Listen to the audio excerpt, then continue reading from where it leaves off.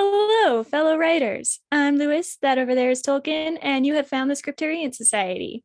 Welcome back, everybody, to your favorite writing podcast. You can probably hear my husband coughing in the other room. It's not COVID, it's allergies. Ugh. And that over there is Karissa, aka Catherine, aka Lewis, aka the birthday girl, because today it's her birthday. It's true. And I'm Ash Work, aka Tolkien, and it's not my birthday. So unfortunately, I'm gonna party like it's not my birthday. I'm drinking some strawberry wine over here. Strawberry Margarita wine, I should say, actually. Nice. So I have my Chick-fil-A lemonade and it's delicious. So that sounds fantastic. And you look very cute and like purple, like you've got your kind of purple headphones, purple lipstick, purple shirt. Is that also in honor of your birthday because you like purple, or did it just turn out that way?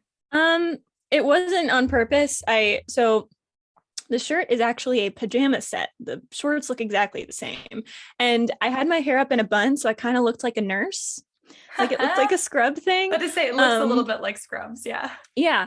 And so then I just thought I'd go all out with the lipstick, and the headphones are always like this. So that was just a happy accident. But nice. Yeah. And your hair is all curly and pretty. I can't believe it looks like that after being in a bun. Yeah, it was a very specific bun that I put in immediately after washing it. So it took like 35 hours to dry. And this is the result. I understand. So I've totally done that before. Yeah, I have not. It's still slightly damp. In 2 weeks probably. So it's why it's so fluffy, and I had to pull the whole top layer up because it's bad. It's very gross right now. So yeah. But anyways, how has your birthday week been so far? It's been good. So my dad brought me Chick-fil-A for lunch. It was amazing. Okay. And it's been so long since I've had Chick-fil-A. It's weird because when we were at GCU at college, I had Chick-fil-A probably 4 times a week. Minimum. I probably had it 2 to 3 times a week minimum. And I miss it so much. And I married someone who doesn't like Chick-fil-A. So it's so upsetting because I also don't get fast food by myself. So that means I never get Chick-fil-A. Yeah, that sucks. I would love to go to Chick-fil-A more often, but the closest one is like 20 minutes away. Oh. And so it's just like often not worth it to go get it. But my dad did it for me today. So that was very, very nice. And my mom, I should have kept them down. I don't feel like getting them down, but my mom got me these cool like little owl trinkets for my bookshelves. And it's in the see no evil, hear no evil, speak no evil. So the owls have like their wings over their ears and their mouths and their eyes. She likes owls, if you guys can't tell. Yes. She has a lot of owl stuff. I do. The notebook I'm going to be using is also owl. My thoughts. I believe, I feel like I've gotten you some owl stuff before too. So I got some owl stuff, and the most exciting thing, in November, I'm going to be doing this. My parents gave it to me for my birthday. I'm going to be doing this cool like Alice in Wonderland scavenger hunt thing across Tucson. Yeah, I'm so excited. And I haven't looked at all the details, but it's so cool. And so you kind of just drive around and like solve these little puzzles. I'm very excited. I think it'll be great. Super exciting. Yes. Did I tell you that did I tell you what Javi and I are doing for our anniversary? No. We are going to a Harry Potter Yule Ball, like that's hosted by the my gosh, Houston. I'm so excited. Cool. I know. I thought you would like it. I am positively thrilled because we usually like want to take a trip, but like money's tight and he's going to be on order. So we were like, what can we actually do? We can literally just drive down to Houston and go to the Yule Ball. So I'm very excited. And I already have a dress because it's a dress I bought once to go to a fancy wedding and I never got to wear again, but it's kind of like Gryffindor colors. So, oh my gosh, I love it. I know. That's so I'm very cool. excited. Yeah. Are you both Gryffindor? We are. Yeah. Nice. Yes, with his secondary of Slytherin and my secondary of Ravenclaw, but both Gryffindor. Yeah. Love it. So yeah, I'm excited about that. That Yule Ball thing sounds amazing. I know. Sorry. And part of me is like, thing reminded me of that. Yeah. Every time cool stuff like this comes up, there's always a part of me that just is like anxious because I have to go out, which is terrible. But then I'm like, no, this is going to be so fun once you do it. Just get excited and go all in. So like we can take the puppies with us because it's just like you're in your individual teams. I'm like, gosh, I really want to dress them up as Tweedledee and Tweedledum. Oh my God, you have to do that. You have to do that. Oh, they would hate it, but something like maybe they'll just tolerate a hat or something. But maybe, yeah, or a bow tie. You know, you can do the bow ties. Yes. That'd be cute. So I'm excited for that. And that's really what I've been psyched about so far. I'll tell you guys more about it later, but I've been working on a short story, which is, it's like overcast and windy and not raining, but looking like it wants to rain. So it's kind of been the perfect day. That sounds really like the cool. Perfect day. So yeah, I got to write, I got some Chick-fil-A, and the weather is perfect. So what a good birthday. All in all good. Yes. Did you open your present? I didn't. I have it here. I'm going to open it now. Yay. Drop the word of the week. That's okay. I'll pick it up in a minute. I feel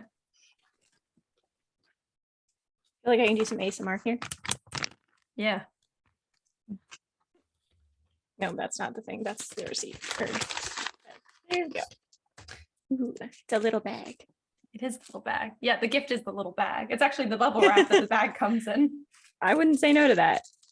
I do like that. I might need scissors. Let's see.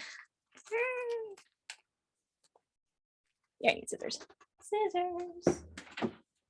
Where are you? Come here. Because they walk to me. That would be terrifying. That would be a nightmare. Wow. Yeah. It's a little bag inside the bubble wrap. But now I have to figure out. It's in a little knot. I'm probably making this so much more difficult than it has to be. There it is. I don't know. Okay. I'm watching, so I'm just so interested. I hope that you like it. The anticipation is killing me. I know. I'm like, come on, open bag, open tiny bag. Did I get it now? It's making you work for it. Yeah, that's okay. That means it'll be good. Okay, one more step.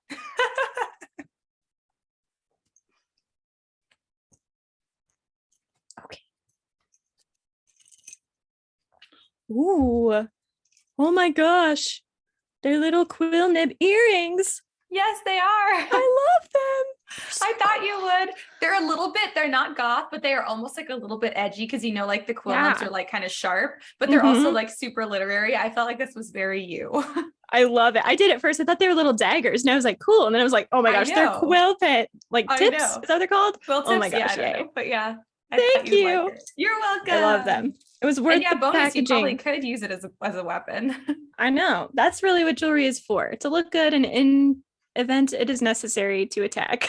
Exactly. Of course. Like hat pins and hairpins. Yeah, that's exactly. what I like them for. Yeah. Well, I'm glad that you like it. Happy birthday. birthday. Thank you. I was looking at stuff on Etsy and it popped up almost right away. And I was like, oh my God, it screams Catherine to me. And then I was like, no, Ash, you have to keep looking. You don't want to just like get the first thing that you see. What if there's something better? But I kept going back to it and I was like, no, it is her. It's her This energy. Is the best. It's so perfect. Yay. Yay. I'm so glad. Yeah. Okay. How was your week? Okay. I was like, wait, what did I do this week? Moving on. So on to my week. People came and they chopped down some trees today. So that was good because we had some trees growing really close to one of the power lines. And so, there's other trees on the property that we need to fell, I think is actually the correct term for it. We can do that ourselves, but these were right next to the power line. So I called the power company and I was like, you don't want us to do this. Please send someone to do this. Yeah. And they were like, yes, please don't do it. We will send someone. And that was weeks ago. And they finally sent someone today. And the guy was like, so we can't get our trucks in here because there's sand everywhere, which I've talked about numerous times being so weird. Our property is just full of sand. And so they're like, our trucks will sink into the sand. And they were like, so can we just chop up the wood and leave it here? And I thought they were going to do that anyway. So I was like, sure, that's fine with me. Good. So we've got like an insane amount of wood now from the trees that they chopped down. And I haven't even really been out there because they were still working.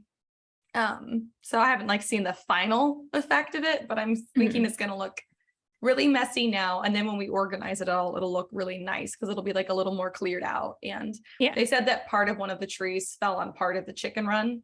So I was like, great, we just finished it. But thank you. But because it's not completely finished, I'm hoping it messed up some wire on the place we were already going to fix it anyways. I think that might be what happened. So I don't know. But so that happened. That was just today. What day is it? It's Wednesday. Mm-hmm. Yeah. I've been a weenie and I've been like working from bed for 3 days, which I did a couple days last week because I didn't feel well. And then this week I've been working in bed Monday and Tuesday and part of today because, and I don't care if this is TMI, I'm having very bad cramps. And I know that makes me sound like a little weenie, but like, it's not usually so bad that I'm like, oh, I could not walk. And I can walk, but like with severe pain. And I've been wearing like a tummy binder, like they give you after you have like a C-section or something. Cause my mom had one from her surgery and she was like, maybe see if this helped. And I was like, it does. And so I wore it for like 48 hours straight because it was the only thing that helped. So nice. That's pretty much been my week. I've been a real weenie this week and that's all. I think that's all I've got. I want red wine really badly, but we don't have any, but I want to have like a glass of red wine a day because I don't feel guilty about that. You know, it's not like really sugary. And now it's finally the season where I enjoy red wine. I don't drink red wine in the spring and summer because my allergies are already bad and I don't want them to get worse and it makes it worse. So now I can have red wine again and I don't have to feel guilty about it. And I'm like, listen, the Italians live to like 100 and they have at least a glass of red wine a day. I think I'll be fine. So fair enough. Cause and effect ? Yeah, exactly. It's like, is it though? And then I saw the same thing. They did like a study on like Irish people and like having like a serving of whiskey a day. So those are the two drinks that I don't feel too bad about having like one of a day. However, today I'm having strawberry margarita wine. And although it is skinny strawberry margarita wine, it's still sugar. So, and it's not all that satisfying either, but I want my red wine. So, I mean, that's been my week. It's been a week apparently of dissatisfaction. Nothing's gone the way I want. Nothing's gone to plan quite, but the trees are chopped down. So that's good. Nice. I think that's Is it really like wood that you can use? Like, do you have a fireplace or like, do you grill? We don't have a fireplace, but we do grill. We probably won't use it for grilling, but we have a fire pit we're working on out front that we're going to use in the fall. So we can use it for that. Then whenever we build the new house, it's going to have a fireplace. So I'm sure some of it we'll still have. I'm sure we're not going to use all of that this year just for fire pits. So I think we'll have some to use in the new fireplace next year. So cool. That'll be good. Yeah. It's nice. And then there's still a bunch of trees we still have to chop down. So fun. There's going to be plenty. But that's what I got. So what about book recs? Do you have any book recs for anyone this week? No, I didn't really read. I meant to, and then I didn't. So there's my thrilling story. Sounds like my week in the level of thrillingness. Yeah. What about you? I kind of wrecked it last week. Now I'm going to book rec it because I have finished it completely. I already interviewed the author and I remember her name now. The Depths by Nicole Lesperance. Yeah. This book is so freaking good. You guys, I think I probably said it a little bit last week. I'm going to say it again. It kind of has House of Salt and Sorrow vibes by Erin A. Craig, which is it's a retelling of the 12 Dancing Princesses, but it's kind of like almost like Victorian Gothic spooky fantasy. And this had those same vibes, like that same energy, but on a tropical island, which at first I was like, I don't know about like Gothic Victorian fantasy on a tropical island. No, you guys, it's so good. I will just give you, here are some hints of, there were shipwrecks in the history of the island. So just know that going into it. And this island may or may not be sentient. It's very hard to tell. And it's creepy. It is creepy and scary. Gosh. And so good. And sometimes like you never know, because sometimes we have authors reach out and they're like, hey, would you read my book? Do you want to interview? And then I read their book and I'm like, oh, not really. I read this book and I was like, I'm obsessed with this book. Absolutely. And I need to meet you, please. I know. Like, we need to talk. I need to see inside your brain. I need everyone to read this book. And there's like added like bonus for me, and that like main character is a free diver and I free dive. And so that was exciting and like really niche, however you say that. I say it differently every single time. But so that was exciting for me personally, but it's also not so niche that you need to know anything about free diving to enjoy the book. So I was just like, what an original character and character backstory. I hadn't seen it before. But cool. So good. I think you would like it. There is a lot of like blood imagery in the book. So, I would like that. I know. I weirdly like that. I know you weirdly like that. You thought that the quill ends were daggers, which is exactly what I thought you would think, which is also why I picked them. I was like, they look dangerous. She'll like them. It was a layered gift. They could draw blood. Yeah, it was. Yeah. So that's my book rec for you guys. But what about our word of the week? All right, the word of the week is Prolix, Prolix. And I really like words that have X in them. It's just so rare and fun. Anyway, it is using or containing too many words, tediously lengthy. So Great Expectations is Prolix in Ash's opinion. Prolix. It is Prolix in my opinion. That's why I didn't give you guys a book rack, even though that's what we covered this last week on That Pretentious Book Club. I did enjoy it more than I thought I would. I'll give you all that, but it was Prolix. There were so many words and so many parts of the story I didn't need to happen, but yet nevertheless they happened.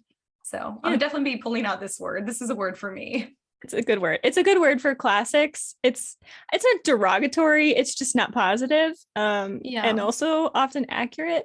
So you could also use it for like, if someone is talking a lot about a certain thing and you're like, I'm not interested in it, the conversation is prolix or something like that. Like, oh my gosh, they're so prolix. And it's an adjective, which I feel like I typically pick nouns. So yes, you do. That and then I feels typically like try to turn them into adjectives. Yeah, exactly. My favorite thing to do. This one is already an adjective, so I like it. Prolix. Well, I would usually rush this along, but we have so much to talk about this episode. To get into the theme. Yes. Okay. So this was not the intention last week, but we are both kind of nerds, so we have decided to turn the literary device. Yeah, we've decided to turn the literary device conversation into a 3-part series. Yes. So this is part 2. You don't need to have listened to the first one or anything. No, you do not. No. But would you benefit from it? I think we all do. So yeah, I think so. I think we were very on point last episode. I felt like everything just came together. So it did. Fingers crossed for this episode. I hope so. Got this one mixed up with what the next one is going to be. So I did the wrong research. So then I was like, hang on, Karissa, I'm going to make you sit there for 5 minutes and just look at me while I Google this. I have extensive notes that are, here. So that's why I didn't take any extensive notes, even with my last round of research. So last week we did our favorite literary devices and probably the most common ones. This time we're going to be doing the really weird ones. And what I meant by weird is the words, the specific device that are just strange words that no one has ever heard of or no one knows about, or where the device is kind of out of the box or weird. So trying to pronounce all of these as I was typing them into Google was a challenge. Yeah, they're weird. So we're going to talk about, some of them are very normal literary devices, but their names are weird. And some of them have very normal names, but they're kind of strange devices. Yeah, and then some of them are weird literary devices that we don't really use. And I'm okay with that, I think. For a couple of these, I was like, I don't like it. Yeah. So we'll see. So that's what we're going to be doing. Let's just jump right into it. And also very likely to mispronounce most of these. So show some grace but there. I'm going to do it on purpose, and let's just assume Karissa's doing it on purpose too. Okay, sounds good. that way it's it's for effect, not on accident. Yes. All right. So first up, we have anti-metaboly, which is like hyperbole, but not related at all. It's only in that bully part. Bully. Yeah, and the bully part. The bully words. Yes, the bully. I did look it up. So anti-metaboly literally means anti-change. So it means things don't change. So I think that's people fun. Who are anti-metaboly. Yeah, in the personal sense. Yes. And also alongside that, chiasmus, I assume. So these are very related. And it's kind of like the square rectangle thing. All squares are rectangles, but not all rectangles are squares. So all anti-metabolies are chiasmus. Chiasmi? Or chiasmus. Or yes, one of those. But not all chiasmusi are anti-metaboly. Let me define that a little better. So essentially, anti-metaboly is when you repeat a phrase in reverse order, and chiasmus is when a sentence is repeated inversely. Those sound like the same thing, but I have some examples. Yes, they do. Yeah. So anti-metaboly is about the meaning of the sentence, and chiasmus is about the structure. Javi just opened my door to creepily whisper, "Happy birthday to you." Thank you. She whispered, "Thank you." Sweet. I'm gonna watch TV with my favorite person. Okay. Are you gonna watch with Caleb? No, so I'm gonna watch TV about my favorite person. Oh. I don't want to know. Not you, I suppose. Yeah, I'm sure it's not me. That's why he gave me a smile. It's Jeffrey Dahmer. Jeffrey Dahmer. No. That was not what I expected. That was horrifying. It's not what anyone expects. No, he definitely wanted me to ask who, just so he could get the reaction, and I wasn't going to do it, so he told me anyways. Horrifying. Oh my gosh. Yeah, Jeffrey I hope he stops watching Dahmer. that before my mom gets home. She's gonna be like, no, I just want peace. Oh gosh. gross. Anyways, I'm sorry, you were Anyway, saying. no, you're good. So anti-metaboly is about the meaning of the sentences. They have to be the same. And chiasmi, I don't know. We're gonna go with chiasmi. I like it. They have to be, yeah, they're about the structure. So like the noun, the subject, predicate. Is it predicate subject? It doesn't matter. Those things are all in the same order. So an anti-metaboly example would be fair is foul and foul is fair. So they mirror each other. And in the meaning and the structure. And then a chiasmus is charm is a woman's strength and strength is a man's charm. So opposite meanings or different meanings, but the same structure. I haven't heard that last one. I feel like that's very true. Another example is ask not what your country can do for you, ask what you can do for your country. It's going to be an anti-metaboly. Eat to live, not live to eat, which I also hadn't heard. That seems fair. And if you fail to plan, you plan to fail. So those types of that one. things. Yeah. Those are going to kind of be anti-metaboly. I feel like these are hard to do new versions of. Yeah. But you certainly could. They're almost not idioms necessarily, but they're almost kind of like colloquial in their understanding. It would be hard to do. I'm open to people doing new ones, but it would be harder. Could be good. Right. Yeah, they could be good. And if you go the chiasmus route, it really just has to be the structure is the same.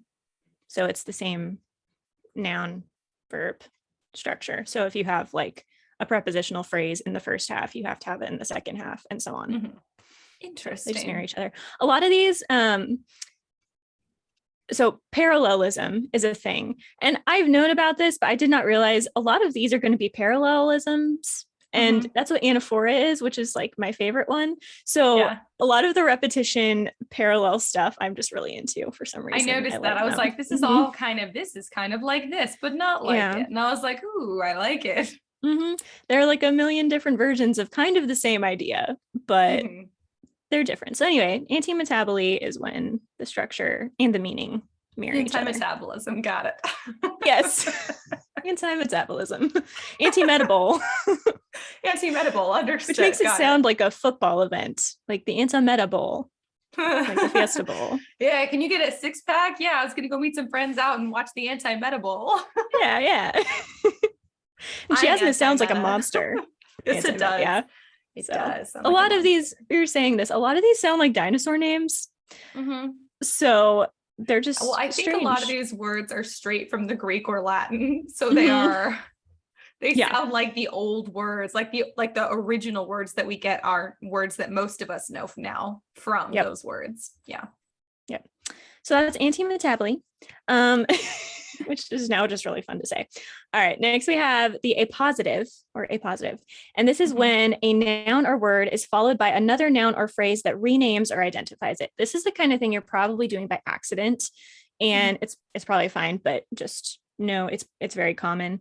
So an example is, I bought the typical gift, a ripe orange, right? So like the typical gift is a ripe orange. You have renamed it for the second part of that sentence. I see that. Yeah, definitely very common. And I had no idea there was a word for that. It's called the apositive. Yeah. I'm apositive. Oh no, that sounds like a disease. Anyway, people talk blood type. I actually don't even know if that is my blood type. Yeah, we went different directions in that one. Yeah, you were like disease, and I was like, no. Blood type. A lot of people talk about apositives, and I never really realized what they were, but it's very simple. So like, there are restrictive ones and unrestricted ones. So restrictive are ones in which the renaming is necessary to understand the sentence, and unrestrictive are ones in which you're just adding extra information for the sake of it. So a restrictive would be if you're talking about someone, you say John's friend Michael. So John could have many friends. So saying that it's Michael is necessary to understand who we're talking about. But if you go Michael, my friend, ... it's not necessary for us to know that Michael is your friend. We still know who we're talking about. Yeah. So those types of situations would be apositives. Interesting. I learned so much. Yeah. Gotcha. Apositives. I'm trying to describe these well. All of these are the kinds of things that I feel like I knew at one point and just immediately forgot. Yeah. So I'm going to mirror your hair, but not as good. Okay. Do it. My hair is wow. I did say not as good. I told you I watched. For some reason, Pippi Longstocking came to mind, like a child on pigtails. A little bit. Oh gosh! For some reason, it fell down looking like it's in pigtails. I did say I have not put any product in my hair in like 2 weeks. This is what happens. Cool. We have no definition and just we have volume. Just lots and lots of volume. So, anyways, you were saying, continue. I'm trying to flatten this down. I was thinking that like my hair looks weird right now because one side is over the headphone and the other side is not. And then you flipped your hair out and I was like, never mind. I didn't make you feel better. I was like, I'm gonna show her what real volume looks like. I'll just leave it like this. We'll be fine. That's a birthday present to you. So, thank you. You just have to run your fingers through it a little bit, give it some life. Yeah, some life. It does look like a dead creature nested in my hair. It's okay. Maybe I should put product. I didn't specifically for any reason stop putting product in. I was just like, I'm lazy. And I didn't put any product in it. Fair enough. I do that sometimes with my hair for sure. It's raining. Oh my gosh, yay. Oh my God. I'm sorry. It is a gift from the skies on your day of birth. This is exciting to no one but me, but yay. Thank you, God. I think probably a lot of our writers can also understand the excitement and relate to it. It's true. All right. Moving on. Don't look out the window. Okay. Next we have antistrophe or Epiphora. I think I got that right. Antistrophe. It's like apostrophe, but anti. Anyway. But anti. We hate apostrophes. We're anti-apostrophes here. Just kidding. Use them twice. So this is the one that is most like anaphora, which again is my favorite. But this is when you do repetition at the end of successive clauses. So anaphora is at the beginning. So like I have a dream, ... I have a dream, ... This one is at the end. The classic example of this is the Lord of the Rings, Aragorn before the battle at Mordor speech, where he's going on like, there may be a time when the hearts of men may fail, but it is not this day. And then he keeps going on, but it is not this day. That is an antistrophe. Interesting. It can also be a single word at the end too, because apostrophes at the end. Right. Interesting. So I think Epiphora is when it's a single word, and antistrophe is if it's a phrase or a single word. It's kind of like the square rectangle thing again. But I'm not sure. I can't really find a super difference between them. That's the kind of difference I have attributed. Interesting. But yes, I really like this one too. This one is really fun. It's good in speeches. It's good in battle speeches. I mean, that speech is epic. I feel like what we've covered like so far, like a lot of these devices are really specifically good for like moving speeches, which is good to know, because if you write fantasy or science fiction or anything where there's going to be like a battle scene, that can be really hard to do like a speech that's not really cheesy. Yeah. It's really tough. These are good to know. Yeah. Yep. So using some of these devices can just make it feel more like you're making a point as opposed to trying to go too deep, if that makes sense. Yeah. So you're kind of emphasizing something as opposed to going on about it. Yeah. Which I think is useful. So I agree. Yep. All right. So the next one, just remembered I can fold this notebook in half and hold it more easily. Nice. This one is epizeuxus. Pretty sure I got this pronunciation right. Epizeuxus. And this is when a word or phrase is repeated in immediate succession with no intervening words. So this is one of the ones, it sounds like the same thing. It's not. Classic example, Brady Bunch, when Jan says, Marcia, Marcia, Marcia. Right? There's nothing in between. No, it's just word. Like if I think there was a Hamlet example or something where he says words. Yes. Words exactly are meaningless or something like that. Yeah.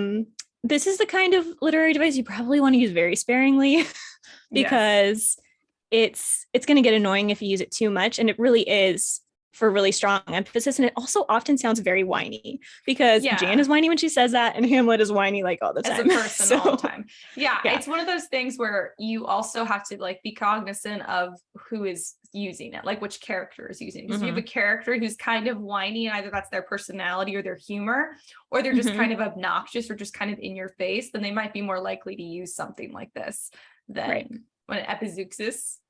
Yeah. Is that what it is? Yeah. They'd be more likely to use an epizeuxus than a character who's not as in your face, because it's a very like kind of dramatic thing to do. Like it's definitely like, pay attention to me kind of thing. I'm gonna say this 3 times because I feel like it's that important.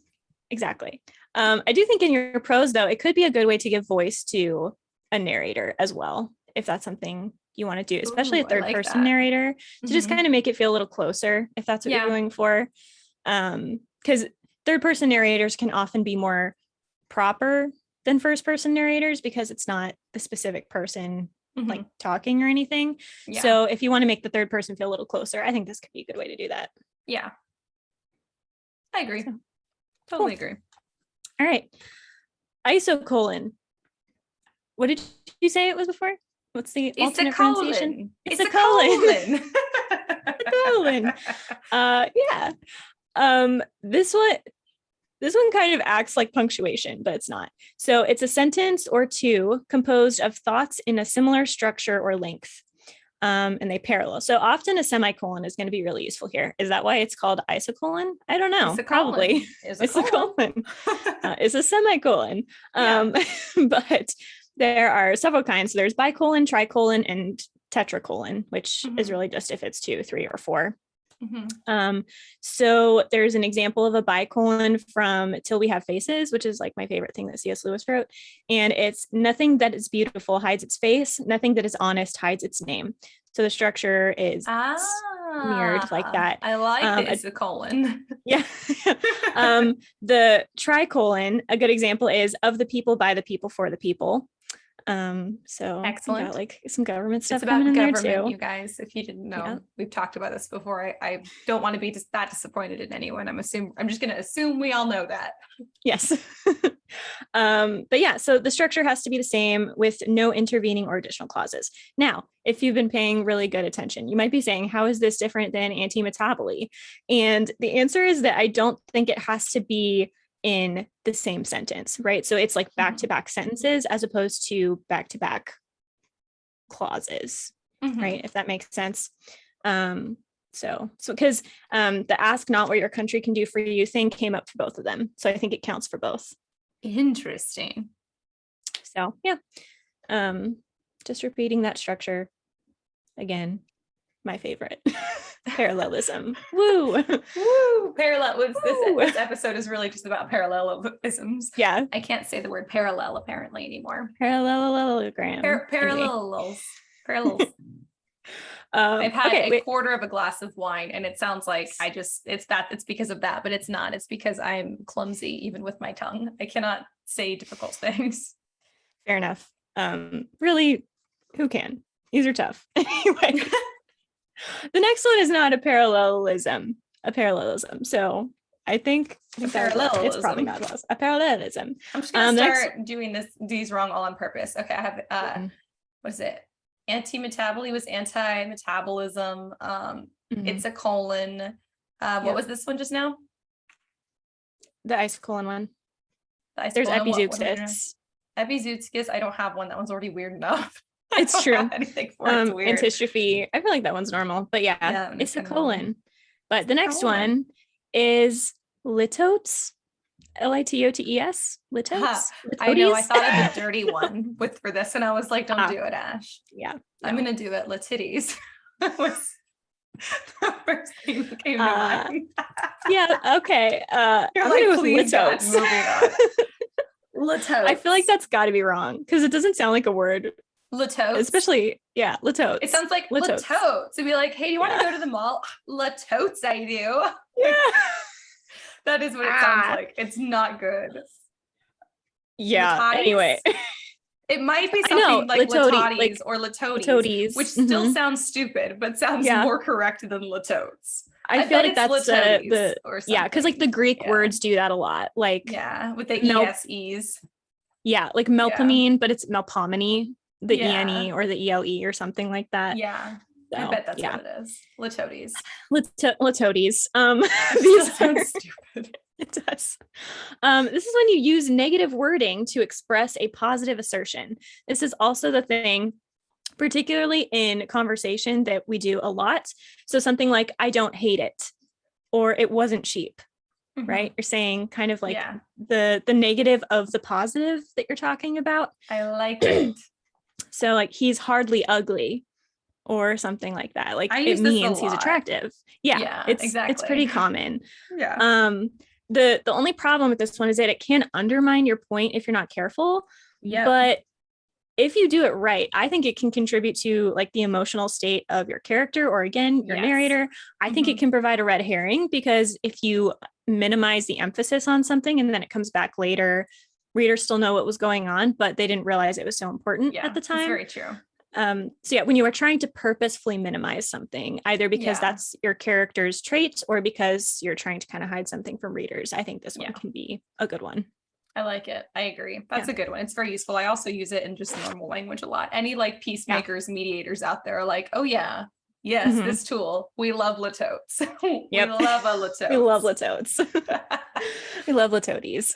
You're not completely wrong. Yeah, exactly. You're not totally wrong, but you're Which also means you not might be right. a tiny little bit right, but not much. Yeah. So that one's fun. Okay, so the next one is non-sequitur. And this is actually also a logical fallacy. A lot of these are also logical fallacies. I was thinking that as well when I was reading the definitions. I was like, hang on. Yeah. So a lot of it comes down to, are you doing it on purpose for effect, or are you using bad logic? So this one is, pretty much. This is when a statement's conclusion doesn't follow its premise, usually in a comedic way. So the logical fallacy is when you're doing it wrong. The literary device is when you're doing it for a comedic effect of some kind. So it literally means does not follow, because it's Latin, and I think does not follow. Non sequitur. It's essentially just a flaw in logic. So it's kind of like, if A is true, then B is true. B is true, so A must be true, but that's not true. So like right now it's raining. So one of the classic ones that I've heard is, if it's raining, the ground is wet. Therefore, if the ground is wet, it must be raining. But that's not true, because the ground can be wet for a lot of reasons. Yeah. So something like that. So something like, she loved her brother, so she must have hated her sister. It does not follow. That might not be true. It might not be true, but it is funny how often this is non sequiturs are accepted as like truth in just normal life these days. Yeah, because they sound logical, because they use the form of logic. They use the sentence structure of logic, but they're not, they don't actually follow. Not even remotely logical. Yeah. So, yeah. What else was I going to say? Yeah, so I just said it can also use a plot level to send a character on a wrong path, or on a line level to just give hints about a plot twist. So it's mostly humorous, but like if your character is purposefully being silly, they're probably going to use a lot of non sequiturs. Or if they're stupid character, but then it's a flaw in logic, but it's still technically a non sequitur. And you can do this if you can make it look like it's following logic. You can send your characters on red herrings. This feels like some Tweedledee Tweedledum type thing, honestly. It does. Yes. So it really could be both. It could be funny and plot relevant, right? Because if you can explain from your character's perspective that this is why we're going to do this thing, and it doesn't follow, it's still going to provide motivation for your characters to do something, but readers might be thinking, wait, that doesn't make any sense. Yeah. That's a bad conclusion to come to, but the characters can then still go on that path because there is sort of valid reason for them to be going down that path, because they've shown the logic, even though it's not real logic. So non sequiturs. Yeah. Next one is Cleonasm. And this is the use of more words than necessary to make a point for emphasis or horror, or sometimes lack of clarity as a fault in style, which we were kind of laughing about earlier. Yeah, Cleonasm. I think perhaps this is also Prolix. I don't know. It would depend. We'll see. I've already forgotten what Prolix means. It's like the tediously lengthy for containing more words than necessary. That's right. God, my memory's so short. I'm so You're looking at me like I'm like, this is the word of the week, right? Did I just blank out? I don't know what she's talking about. I'm just a little dummy. Yeah, I'm just gonna sit here not knowing what's going on. But a classic example of a pleonasm is I saw it with my own eyes.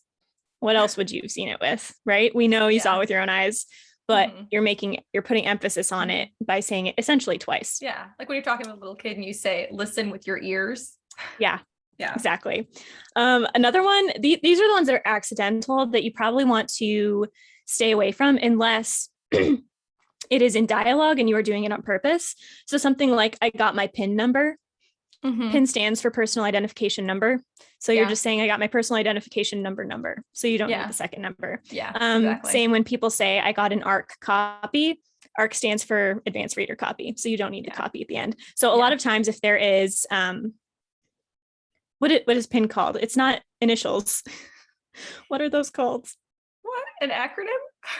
Is it an acronym? Yes. Is it? You're right. I think it is. When you have an acronym, just be careful to understand what the acronym stands for so you don't end up repeating yourself. I think that's a good rule of thumb.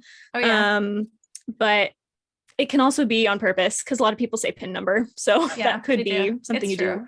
Like everybody in the Army calls their ID cards are called CAC cards. And I forget what the acronym is, but but the C or whatever in CAC, or I forget what one of the C's in CAC stands for card. And so Javi just learned that, I think somewhat recently, he just realized it recently. So now whenever somebody goes, I'm looking for my CAC card. And he's like, you idiot. It already means card. You imbecile. You imbecile. CAC already includes the word card. You don't need to say CAC card. You just CAC. Oh my gosh. It's like the kind of thing, well, first of all, it is the kind of thing I would do. But second of all, it's the kind of thing you do when you have nothing else to stand on in an argument, where you just start criticizing stuff like that. It's completely meaningless and ridiculous. And he'll go so strong about it and he'll be like, you idiot, you fool. And I'm like, you didn't know until last month. Ever since I've known him, he's called them cat cards. But he's like, never, I've never been so foolish. Oh my gosh. It kills me. Also because the word cack sounds a lot like the word cock. You can imagine that the boys have a lot of fun with that one. Yes. So. Ugh, military. I know. You're like, please no. Moving on. Anyway, another good one is it's deja vu all over again. That's what deja vu is, right? So pleonasm is just when you're using more words than necessary. You've already gotten your point across, but you want to kind of drive the point home. Yeah. I probably a lot of my clients are annoyed with me for how often I erase pleonasms in their work. I'm sure they don't know that it's called a pleonasm. I'm not sure, but I think it's unlikely because I didn't know it was called either. Yeah. But I do tend to erase them a lot because unless they're used for a specific purpose, I'm like, repetitive, take it out. Anything that's mildly repetitive, I'm like, take it out. Yeah. And pleonasms are tough because you're probably doing them on accident and they're hard to catch because they don't use the same word twice. So if you're doing just like a general edit and you're like, okay, it's not using the same word twice. I haven't used the word smirk in a while or whatever your crutch word is. Yeah. But it could still be a pleonasm. And again, you can do pleonasms on purpose. Yeah. They can work. I saw it with my own eyes as emphasis. Yeah, exactly. You just want to know why you're doing it. You just want to use it with intention. Like when we even talk about like, if you want to break the rules, that's fine, but you need to know what the rule is and why you're breaking it. You need to have intention. Same with pleonasms, or I will go into your manuscript and I will cut them out. And I'm sorry, it's not about you. The pleonasms are often unnecessary if they are not there for a specific reason. Exactly. So just kind of be cautious of that. This is where you're probably going to catch it on like a really intense line edit where you're going to be like, I need to cut 1,000 words. Where can I cut? And then you're gonna be like, wait, I already said this. And then you can cut that. I almost fell off my yoga ball just now. Nice. I know the sun came out a little bit and I'm like, do I want to mess with my camera lighting and make it really bright just to go back to normal? But then I did. You look good. You're like, I did it anyways. So while we're talking about I don't know if it's technical difficulty. Nice. Just swig it back. There was only a little bit left. I know. I had to swig it all the way back to get the last bit out. It was my book club. Here's the thing about the book club stays in the book club glass. Oh, nice. Here's the thing about wine is that I understand why the wine glasses are so big. I understand there's like a experience going on, but they put so much little wine in the way you said that. I understand there's an experience going on. Like people will smell it and then they like swish it around in the glass. Yes, whinies. Yeah, I'm not a fan of whinies. And I understand that the glass is supposed to be like strangely large for the amount of wine you drink, but you do inevitably end up at this point where after very little wine having already been consumed, you have to just like bend your head back and consume the whole thing.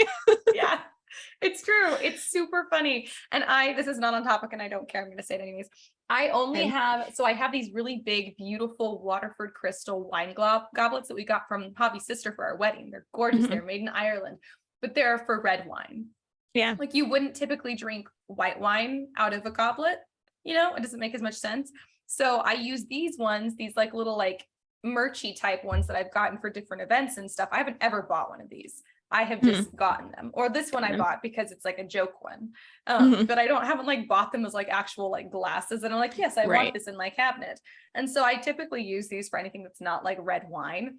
But it's not as satisfying. Like I really want, so I was like, today I was like drooling I went on Amazon and I was like just drooling over these beautiful like stemmed wine glasses because I don't like stemless wine glasses. That's the thing. I have a bunch of them. I don't like them. A lot of them are funny, so I get that. But I want a funny one that still has the stem on it because I am about the experience. I'm not gonna about to swish it and smell it and gurgle it and all that nasty stuff. I just want to hold the wine glass. I just feel so elegant when I hold the wine. Yeah, when you put like the stem between your fingers, you kind of just hold it up like this. And like I feel like I'm in Game of Thrones or that's something. exactly. I've never felt more elegant in my whole life. Anyways, so I need some white wine glasses. I have my goblets I can use, which are still a lot. Sometimes like I'll drink red wine. I'm like, I wanted like a casual glass of wine. And now I feel like I'm like having like a really intense glass of wine because it's in like a crystal goblet. But it's okay because at least I have it. I'm such are the absolutely non-problem problems of my life. Yeah. Such a non-problem. Anyways. Yeah. Back to literary devices. And away from wine. Unfortunately. Anyway. Pejorative, which I always hear thrown around, and I did not realize what it was until I looked it up for you guys. So thank you, and also you're welcome. I've said that before. That's an acronym. That's so cute. So pejorative, these are the words or phrases or structure used to create negative connotations in readers' minds. So this is more, it happens on a line level, but you're going for like a story level type of effect. The best example I can come up with, if you guys have read The Maze Runner, the is it a company or the big bad or whatever is called Wicked, but it's an acronym, so WICKED, and they're always saying Wicked is good. So they think they're the good guys, but they have this inherent negative connotation going on with their name. So readers are like, no, you're not. Your name is Wicked, right? It's a very obvious one. You can be subtler, but it can refer to an entity, like a business or a country or a party. You can use it in nonfiction or fiction. But if you use any kind of like country name or political party or person or business alongside like negative words a lot, like catastrophe or untrue or something like that, you're going to inherently create a sense of distrust and negative connotation in a reader's mind. You want to make sure you're doing that on purpose. So you can do this for your villain. If you're going to have a kind of a surprise villain, you can start to plant negative seeds by just the words you use to describe them.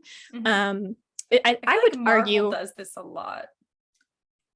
I don't know. I don't watch a lot of Marvel. Maybe not specifically. No, I feel like a lot of their companies, maybe it's not just Marvel. This is like a superhero thing in general. I think a lot of when there's like a company, like the acronym, or when it's not specifically an acronym, like the name is supposed to be like, it's something like intense and bad. It's something like, else. Oh, I wonder if they're a villain. Yeah.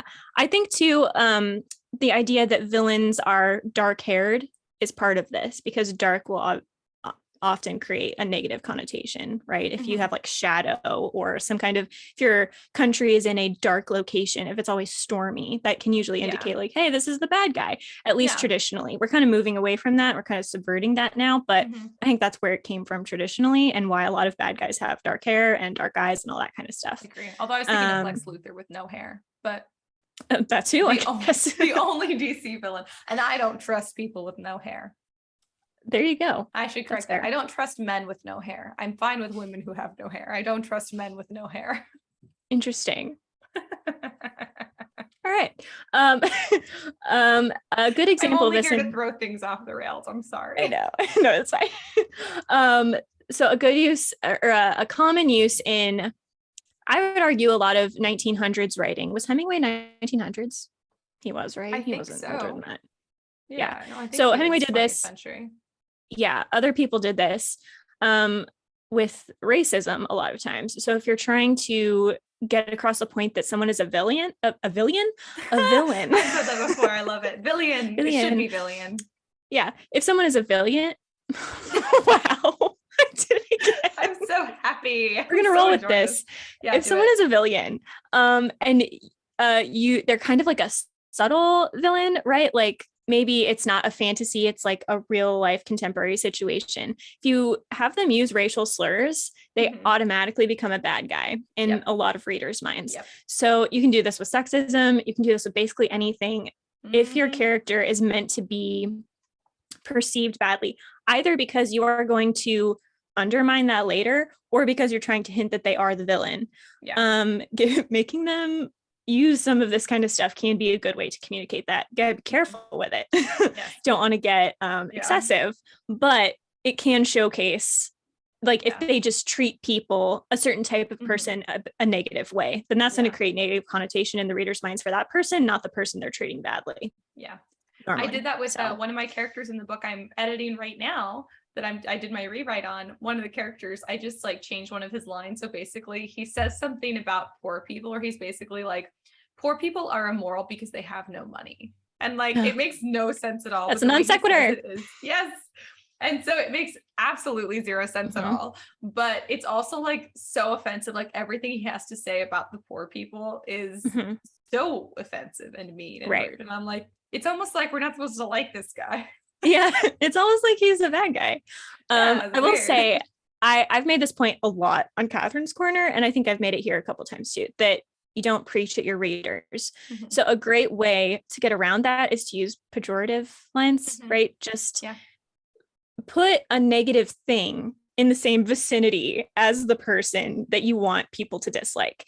And then combine certain traits in them that you're kind of trying to make a point about, or the opposite point about, or something like that. Instead of going off about this guy is super evil or this girl is super evil, give them like a company that they own named Wicked or something like that, right? Just give them a subtler but obvious kind of negative connotation. I think that prevents you from getting way too soapboxy and ultimately alienating people. So I really like pejoratives. I think it's a great way to get across kind of how we're supposed to feel about someone without going on about how we're supposed to feel, without feeling like we're being told what to do. Because in a pejorative, readers are kind of making the connection themselves as opposed to being told things. Yeah, exactly. So it feels like it's coming from them, even though it is purposeful on the author's part. So I like it. I think pejoratives are very useful. I think I actually use them a lot too, because I like to kind of throw twists in my book where not everyone's quite who they seem they are. So if you have someone who's like a secret villain or a secret antagonist, or even just like not that good of a person, but you want to wait and like let that show later, you doing pejoratives is a nice way to kind of foreshadow that this character is not going to be that great, or they're going to be like harmful later. So, but without like giving it all completely away. Just real quick also on like the racial slur thing, because I know this is like obviously a big issue, but you don't have to actually use the racial slur. You can just say they used a racial slur or something that would imply that racial slur. So you can be subtle about it. Like I said, it's really to avoid getting to cutaway. Yes. We talk about doing cutaways and sex scenes sometimes because it's useful. Same thing for racial slurs or anything that's like considered largely offensive to a lot of people. Like you definitely you don't want to ever feel like you can't include it, because literature should include every aspect of life, but like you also don't want to be needlessly offensive and needlessly alienate people. So then you allude to it. I think allusion is so much more impactful anyways than just being completely straight. Well, I don't even know if impactful. I think it's so much better for telling a story and not yanking people out of the story with how shocked they are. So I agree. It's kind of like if there are a lot of people that are offended by curse words, So if you just say he cursed as opposed to writing the dialogue of what he cursed, that can often, everyone is happy with that. Usually people that are comfortable with it are not put off by the fact that you didn't use the word. People that are uncomfortable with it get the point without being made uncomfortable. So it kind of goes everything else too. It's just kind of diplomatic, but without being like what's the word? Like you're not catering to people's like sensitivities necessarily, but you're just pandering. Being diplomatic. Yeah, pandering. You're not, that's exactly it. You're not pandering, you're just being diplomatic. And there's a very big difference. And I think that people get them mixed up a lot, which is very frustrating to me, but I have absolutely no problem with being diplomatic. I think being diplomatic is generally the best course of action. So there's ways to be diplomatic about that stuff. Yeah. So if you're going with a pejorative, it doesn't have to be blatantly really, really awful. A lot of it is about subtlety. So you subtly tell people, hey, this guy is a bad guy. You don't like come out the bat with like every slur you can think of and every like they're not going to hate every type of person, right? That's going to make it look like a black and white villain, which is not as interesting most of the time, but you're kind of going for subtlety. So we could do a whole episode on villains and like, have we already done that on like what makes a good villain? I feel like we have, but we could probably do another one on like what makes a good villain. But yeah, they should never be completely against everybody and they should never be completely wrong. They should always be a little bit right about something. Because they're probably not a stupid person if they're a good villain. So they can't be wrong about everything. Or they would be a stupid person and therefore would not be an effective villain. So they got to be at least a little bit right. Yep. Yeah. You're not completely wrong. Yeah, exactly. What did I say that was? Is that Litotes? Is it a Litotes? It's a Litotes. Litotes. Yeah. It also sounds kind of like lit. It does. Litty toadies. I don't like it. Yeah, I like litotes better. There's no good pronunciation of that one. I vote we change the word completely. Yeah. This is what I mean by these are weird. Like, who's going to go around saying I used litotes or litotes in my writing? I am now. Ash will. Reaction. Yeah, exactly. But you wouldn't do it in like civilized discussion. Like if you went to a university and you like ended up in a room with a bunch of literature professors, I mean, they'd probably know what you meant, but it would still feel real weird to say. I would say it and I would say it incorrectly. I would say litities. And then when they're like, what are you talking about? I'd be like, like, I don't hate it. And they're like, you mean litotes? Yeah, whatever. Yeah, I love litities. Yeah. What you said. Yeah. Like, I don't hear the difference. What are you saying? I'm just going to start doing that just regardless. I like, what is it? There's some word I mispronounce that Javi hates the way I say it too. I'm just going to start saying that though. I forget what it is. Whenever it comes up again, I'm just going to be like, what am I saying? Yeah. So that I thought is that not what I'm saying? Yeah. And it sounds the same to me. Yeah. All right. So the next one, this is my favorite one. I already told Ash. I love using this one. Tmesis. Also TM goes weirdly well together without a vowel. Tmesis. Anyway. I think about that a lot. Yeah. It involves breaking a word or phrase into two and interjecting something new in between them. So it's an insertion of a word between two parts of a word. I love this often happens with cursing, which I just said you don't have to do a lot. But something like if you woke up early and someone tries to talk to you, like, it's 5:30, right? Yeah. That would be a tmesis because 5:30 is the full phrase. You put something in between. Some examples are absolutely, right? Or fan bloody-tastic or something like that. So it can be a word or a phrase where it goes together. Nothing is supposed to be in between it, but you add something in there to kind of, I don't know. It's usually frustration. The examples that I'm thinking of are usually frustration, but it can be. Yeah, it's also very good for establishing like a character type because only certain people really tend to use those in real life. Not everybody used tmesis, honestly. So I think that's the plural of it. Yeah, good plural. Yeah, I'm assuming. But some people do, like Ronald Weasley might. Harry Potter doesn't really. Just different characters. So Mercutio definitely does. Does Romeo? Probably not. Does Benvolio? Maybe occasionally. Like probably not. So I think that stuff like that's really great for establishing character when it's something that real people do, but not everybody does it. It gives you a good idea of what kind of person someone is. Usually a little bit more of a creative type if they're gonna alter a word or a sentence that way. Yeah. And this is another one where it can kind of be hit or miss. I do think if you use some form of a curse word it usually works because Yeah. I just feel like that's the normal usage. Yeah. I can't think of any other usages. I am sure you can do it with something that is not a curse word. I did it with made up curse words in my book. I'm thinking now. I'm like, oh yeah, there's a line where I definitely did that with made up curse words. Yeah. I used to think this was just like grammatically incorrect, and it was something we did in speech and I wasn't allowed to do in writing. But there's one time I used it in one of my books and I'm like, I don't feel like I can take this out. It's so good right here. And I kept it in and I didn't know how to do it. So you usually do hyphens between the three parts, right? So I just kind of instinctually did that. And so now I feel really vindicated that this is an actual device that people use. I can keep it. You know who did it a lot? Rick Riordan in the Percy Jackson series. He would do this a lot with curse words and other words. He would just do this often, I feel like he's a big fan of Zimesis as a device. Yeah. So I like that one a lot. Next we have Zeugma. Zeugma. Zeusma? Yeah. Percy Jackson, Zeusma. Yeah, I think of Yzma when I say this. That's right. I think of Zeus. You think of Yzma. Yeah. Zeus and Yzma. That's our couple name. Zeugma. Oh, Zeugma. Ew, it is though. Interesting. Anyway, this is using a word to modify two other seemingly unrelated words or in an unrelated way. This is the one I can't understand this without an example. So, she broke his car and his heart. Different kinds of breaking, uses the same word. I like it. I feel like this is often used in too much of a try hard way though. It is. You get too caught up in I want to be clever, and then it becomes weird. Like that whole sentence just now felt weird. I was like, okay, you're correct, but it felt like that was unnecessary. I feel like if you're going to use this one, you really have to maintain that kind of like higher level writing, if that makes sense. Like it needs to be almost flowery all the time for something like this to work. You can't, because this is about as flowery as it gets. Apparently Zeugmas, in my opinion, I feel like very, very flowery. So you can't just drop it into a normal piece of prose. You need to already be doing flowery stuff. Yeah. Yes, I agree. Another example is she executed laws and citizens as she saw fit. Different. That one's kind of cool. I like that one.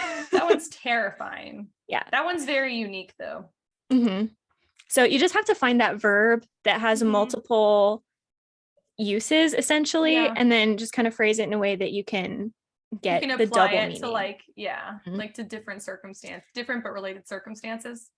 Yeah, exactly. Yeah. I did realize in the short story I'm writing that I'm going to submit to that contest. I did use two of these and I did not realize that that's what they were, and they were by total accident, and it's a very flowery written story, so I think it fits. But I don't know if it's the kind of thing you can do super on purpose. Like you do, but I feel like if you try too hard, it's going to come across like you tried too hard. Like they came out very naturally. Yeah. You cannot force a Zeugma. I mean, you can, but it will be bad. Yeah, exactly. I like that. Don't force a Zeugma. Yeah. Yep. Yeah. So, but I like them. I think used sparingly, they can be really effective. So it also saves word count because then you don't have to use two sentences. True. You can say one sentence. So that's fun. She crushed his car. Also, she crushed his heart. I like that though, actually. That could work. Funny. Yeah, that would be more of an anti-metaboly, I think. Yes, so see, a lot of these are just style things. They're kind of the same, but slightly different enough to where different authors are going to tend toward different ones. Yeah, it's very much that's what I thought last episode too, is a lot of these literary devices are just based completely on style. Like there's really not this one's right or that one's wrong. It's just about like, how do you sound as a writer? What kind of writer are you? What are you trying to do here? Yeah. All right, the next one is polyptodon. I don't know how to say this one. Polyptodon. That one sounds like a dinosaur. I like it. Polyptodon. It is not a lizard creature. It is the repetition of a root word in different forms. This one, I don't know. This one is strange. So an example is to be ignorant of one's ignorance is a flaw. You use different forms of ignorance, right? Yeah. It was beautiful, but I was no stranger to beauty. So you're using like the different forms. Yeah, they can work. I think if you do them too much, they look like poor word choice. Yes, that's but true. You want because you don't want to repeat repeat things too much. Sparingly. Yeah. Mm-hmm. But if you are trying to emphasize beauty or ignorance in some way, then maybe other words just don't fit, and it would ruin your point to try for a different one. There are also a lot of words that just don't have good synonyms. That's true. And trying to force a synonym in there is going to be really awkward. Yeah. I think if that's your situation, there's not a good synonym, or you're really trying to emphasize something, then use it. And if it's not one of those two situations, I'm having a hard time imagining you needing to use it, because it does kind of just feel like poor word choice. But I think this one too is used a lot in poetry. I was thinking about zoomos too. Yeah. It's more common in poetry. Right. Because the imagery is so much more important in poetry. So yeah. But you can use it in prose. So I just think it's, try not to do it too much. But it works. Yeah. Just a little bit. Okay. Zoomorphism, which I just like to say. It's fun. This is the opposite of anthropomorphism, if anyone was curious. The zoomorphism refers to giving animal qualities to non-animal things. So it's like personification only with animals, specifically animal things. Yeah. It's kind of weird that we have a specific term for this. It's common enough. I'm not that surprised. It is. Is it Animal Farm by Orwell? That's anthropomorphism, where the animals are human-ish. Yes. Yeah. So that I almost sort of get, but zoomorphism is just a very specific type of metaphor or simile where you're using animal things. Well, I think last time I said the ocean is a roaring lion or something, which is zoomorphism, as well as being a metaphor, as well as being cheesy. Yeah.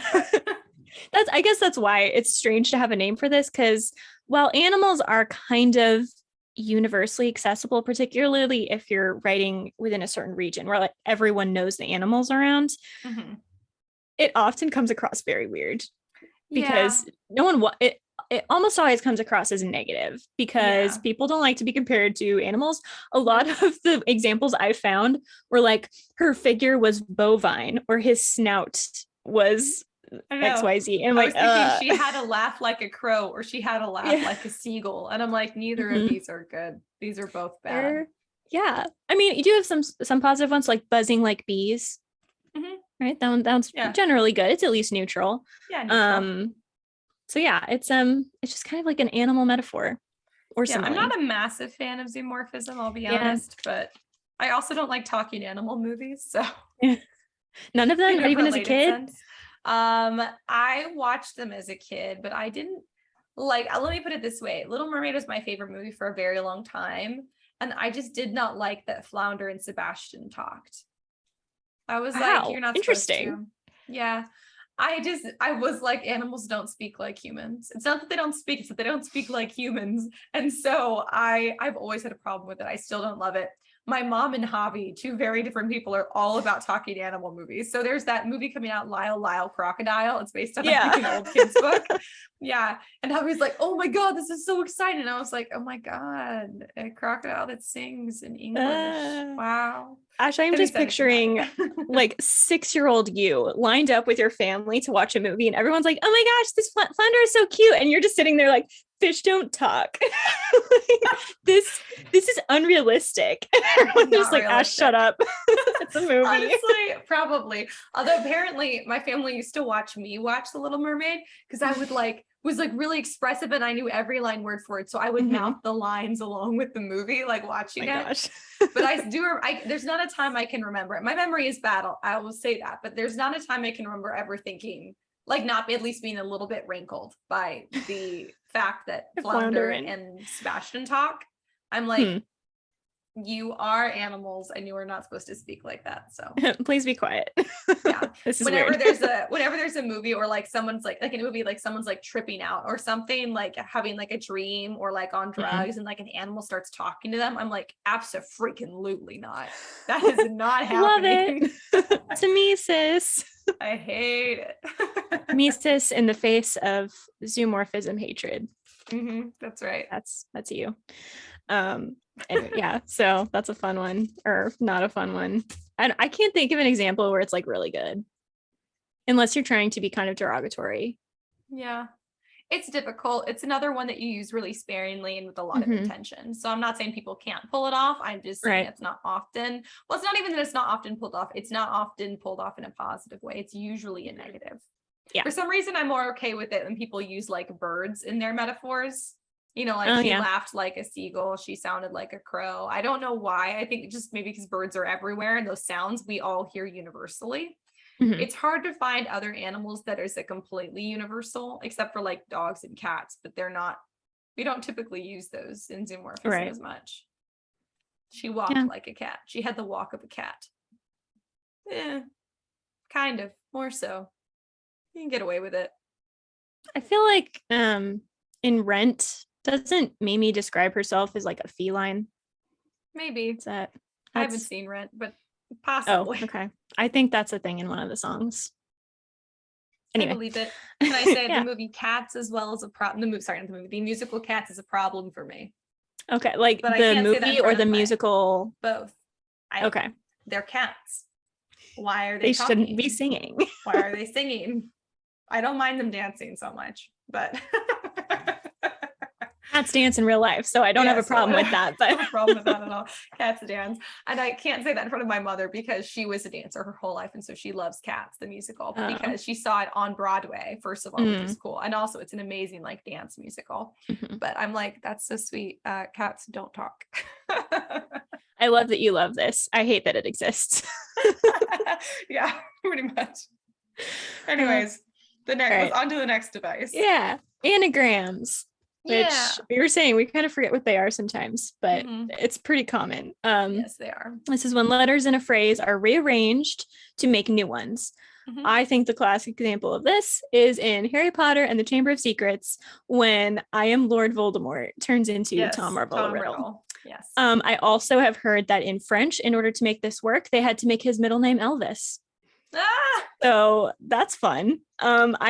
Anagrams are probably really weird to translate. You probably have to play around with stuff a lot. That is hard. That's like a full-time job. Ooh, that sounds difficult. Yeah. So they can be really obvious, like if you specifically showcase that, or if you're like doing a murder mystery and there's some kind of anagram at play. If you guys have ever seen Shutter Island, they use anagrams in that movie. They're everywhere kind of, but they can be subtler. So you can just kind of use it for your own kind of fun if you want. It doesn't necessarily have to be revealed. So a couple of them that I found, mother-in-law can be Hitler woman, which is interesting. Dormitory can be dirty room, and schoolmaster can be the classroom. So those are kind of fun. They're kind of fun to play with. If you, for any reason, have to write riddles or like word plays or puzzles or something for your book, I think anagrams are a great way to go. They're also good for secret identities, like with Voldemort. Yeah. So if you want your bad guy, to be like revealed as kind of like is it Superman? A bunch of them have like a secret identity. I don't think they translate, but if you wanted a villain to be secretly kind of like a friend of the hero or something, an anagram is cool. I agree. I can't think of any other purpose to use an anagram in your writing except for A, to hide something you're going to later reveal, or B, just for your own pleasure as an author, just to know that it's in there. I feel like those are like kind of like when you add an Easter egg, like there's not really any literary purpose to that. You kind of just did it for yourself, which is fine. But I feel like that's kind of, those are the only two reasons to use an anagram.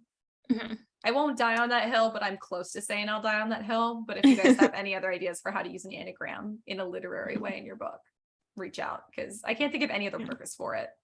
I think it could be great too in a series, particularly a long series, because if you just stick it in the first book in some way and then you say nothing about it, readers, if they really like the book, like coming up with theories like that. They do. And so it can be fun for them to see like, ooh, does this translate to anything else? As time goes on, maybe provide little hints. You can reveal the twist at the end of your series in book one if you do it with an anagram, because you could always just say, oh, it's an accident that those letters go together, but then readers have theories and that kind of stuff. So it's kind of an interactive, fun thing to do with readers. Yes, it is. Kind of like see who can figure it out. Like you don't need to do it, but it can be fun to do. Yeah. So I think particularly in like a social media driven world, anagrams are maybe even better than they used to be. I agree. So, that makes sense. Yeah. Next is Anapodaton. Anapodaton, also a dinosaur sounding name. Yeah. Anapodaton. This one I feel like I do a lot, and I think a lot of people do it a lot without realizing. This is when you stop a thought partway through, either because the end is obvious or the thought is naturally coming to an end in some kind of stream of consciousness way. Yes. So if you're saying, I had an example, if we don't succeed, and then you do a ... implication being like bad things will happen. We don't have to go into detail about it, but we know if we don't succeed, bad things will come. Yeah. That's one. If you think you can stop me, and then you kind of trail off, it can be like, then you're mistaken or whatever. You don't have to put that there because the conclusion is kind of obvious or easily interpreted. If you think you can stop me, you're probably right. Ooh, it's a twist. Ooh. Yeah, so these are fun. So I feel like a lot of times if you use ellipses at the end of a paragraph, this is what you're doing. You're doing an anapodaton. Anapodaton. Anapodotons. It's weird too. I do see them a lot in the books that I've edited, and I don't know if I just notice them more because I don't use them as much or because I don't like the way they're used, but I rarely take them out. Sometimes I modify them, but I don't know why. They have to be clear. Yeah, the conclusion has to be understood somehow. I think what I usually do is I change them from, I don't really enjoy them as much in prose, even though they're not technically incorrect. I will usually change them to thought dialogue or verbal dialogue. I don't know why, just for some reason in prose, it's not wrong. That might just be personal preference. Sometimes to me, it just looks unfinished or unprofessional, but for some reason it doesn't to me if it's in thought dialogue or verbal dialogue form. I don't know why. Yeah. I'd use it a lot. I don't know if this counts as an anapodaton, but I will end the paragraph with the ... and then the next paragraph is the conclusion, like in a sentence all its own, like a sentence fragment all its own. So I do that sometimes. Yeah. Maybe it is an anapodaton, but that one doesn't, to me, it doesn't read the same as an anapodaton. Right. Yeah. Because then you get the thought. I get to say what the conclusion is, but and then it puts emphasis on it too. So if you thought you could stop me, ... And then another line, you're probably right. Probably right. I have no idea. Like, everyone's like, what? I feel like that's funny. I feel like that's useful when it's, maybe it's not necessarily an anapodaton because, I mean, it could be or it could not be. It's like the rectangle square thing, because you could do the anapodaton where the end of it is something you would expect, or you could have it be something different and then something like what you're doing where you put like the end of it on the next line. It could either be for impact or like because it's unexpected. And I feel like humorous or something. Yeah, that's funny. Anyways, I don't know if it technically counts as anapodaton, but it's good. There might be a name for what it is out there, as is evidenced by the fact that these things all exist. Yeah, I'm sure there is one. Yeah. But I think that's fun. So it's also useful too if you like have already made your point and then later in the game, people are like, we have to go to battle or we have to solve this. You don't want to reiterate why, but people would be talking about it. So it kind of allows you to feel realistic without going into weird detail, without going too prolix about it. Yeah. Do you remember what it means now? Yes, I do, because you use it in context and I'm really good with context. There you go. Yeah. So anapodaton. I like that one. This one is Ash's favorite, I think. Authorial Intrusion. Yes. Which is great. This is when the author directly addresses the readers. Often they just like say, dear readers, and then they go on about stuff. It's kind of like a literary fourth wall break. Yes, it is. C.S. Lewis does this a little bit when there's a line in the first Chronicles of Narnia, The Lion, the Witch, and the Wardrobe, where he basically says something about Lucy goes into the wardrobe and she doesn't close the door behind her. And then like as an intrusion, because everybody knows that like smart, basically wise people never close the wardrobe door behind them or something completely. And it's so silly, but it just, it intrudes. And he does it a couple times. And then Edmund actually does close the door. And he's like, as everybody knows, wise this is a bad call. Exactly. And so it's so funny. Authorial Intrusion, you can probably tell pretty much all my favorite ones are the ones that are usually kind of funny. But typically an authorial intrusion is meant to be like clever or witty or dry or funny in some way. I feel like most of the time it is. It's used a lot in Jane Eyre. which is my favorite example of it, because she's just kind of telling the story. Dear and reader. she literally says, dear Talks reader, ... and reader, I married him, or whatever that is. Yes. So that's fun. It makes it feel, I think, a little more like you're being told a story as opposed to you're reading a story, which can be good or bad depending. I think it's often good. It almost feels a little more authentic. It feels like you're being told a true story, if that makes sense, which is funny, because I think the idea would be, oh, it's going to feel more fictional because it would feel a little bit sillier, but it really doesn't. It depends how you do it. I don't think it's done enough. I think it could be done a lot more. It feels like someone's telling you a story that already happened, like Princess Bride.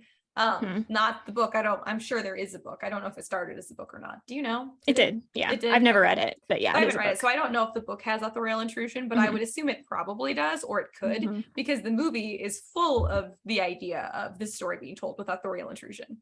Yep. Also with readorial intrusion, which is not a word, but the kid interrupts a lot in the movie too. Oh, he's being told the story, which is an interesting idea for a book.